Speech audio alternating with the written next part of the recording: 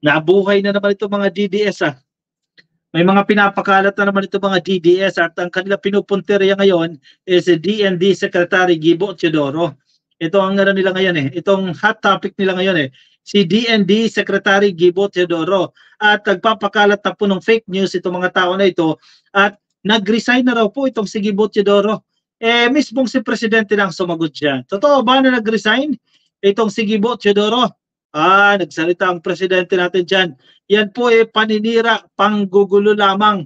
Sabi po ni Marcos sa mga desperado na nasa likod po ng pagpapakalat na fake news na si Gibo Teodoro ay nag-resign na o papalitan na raw po bilang bahagi o miyembro ng gabinete ni Pangulong Bongbong Marcos. Ayan, nagsalita na po dyan si PBBM. Bakit na naman? Tapos na kayo kay Kibuloy? Sumuko na kayo kay Kibuloy? Kaya iba naman ang topic na gusto nyong iba to sa administrasyon na ito. Ito si Gibo Teodoro naman pinag-iinitan nila ngayon.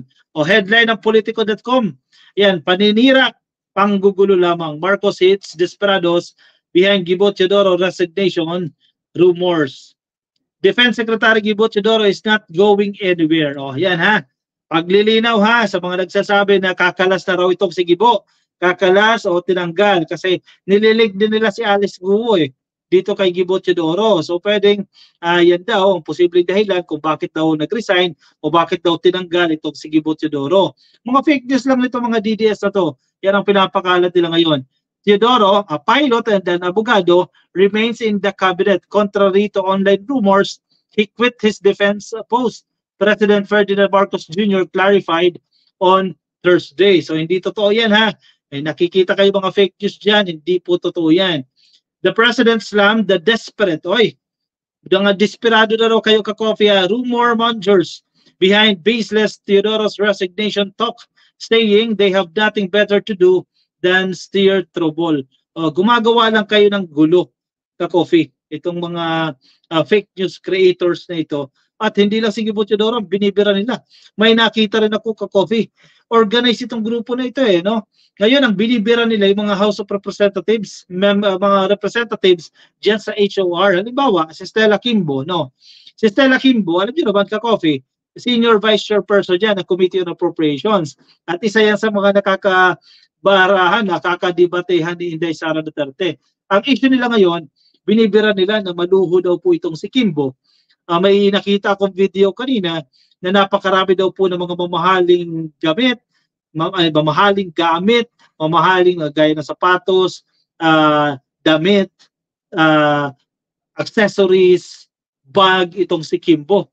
Yan ang tinatrabaho din nila ngayon itong si Kimbo. Bukod dito kay Gibo Teodoro. Sabi ni PBBM, fake news yan. Ilang fake yan? 1, 2, 3, 4, 5, 6. Anim na salitang fake. Sabi ni PBBM yan. Sa kanya pong interview sa media, ngayong araw po yan, September 12. Ang lumalabas lang yan, itong mga desperado. Nag-iimbento na lang ng storya para gumawa lang ng gulo. Wala naman silang naibibigay, wala silang naitutulong, wala silang kontribusyon sa buhay ng bawat Pilipino, kundi paninira lang, kundi panggugulo lang, sabi ni PBBM. Ginagalit yung presidente dyan O yan, kaka-fake news nyo nakatikim na naman kayo dyan sa presidente. Marcos reminded the public to scrutinize social media reports and only rely on verified and credible sources of information. Lalo na kapag galing sa mga DDS, yung balita na yan, o galing sa SMNA, medyo questionable yan ka-coffee. Malamang sa malamang fake yan. O kaya against the government, kung ano na naman mga balita nila dyan para sa ikasisira ni PBBM dyan. Mag-ingat po kayo at kilatisin ng mabuti kung may nababasa kayong mga ganyan, sabi ni PBBM. Ang Department of National Defense, nagkaroon din po sila ng statement dyan. Ito, kung nakikita nyo sa inyong screen, ito po ang kanilang pahayag ngayon. There is no truth to the rumor perpetrated by certain sectors online about the supposed resignation of Secretary of National Defense Gilberto C. Teodoro Jr. We call on those who purposely propagate unfounded lies to be circumspect and refrain from spreading information, misinformation, and disinformation. Secretary Teodoro and the Department of National Defense are focused squarely on boosting the nation's capabilities to protect our territorial integrity and sovereignty. Alam mo kasi ang strategy nila, strong si Gibo eh. Proven naman yan, strong. Hindi nila makakantil. Tama ba? Hindi nila maaapi si Gibo kasi very strong yan. Kahit sa mga hearing ka-coffee, nakikipag-bakbakan talaga yan eh. Very strong at abogado, matalino, sharp, very sharp. Itong si Gibo Teodoro. Strong talaga kasi matatag talaga. Hindi nila mabibira yan. Kaya ngayon, dinadali nila sa misinformation, dinadali nila sa disinformation, hoping na mapapaluhod nila, mapapabagsak nila ito si Gibo Teodoro. Eh, napakatibay ni Gibo eh. Kumbaga, pader ito eh. Oh, gagawa nila ng fake news yan.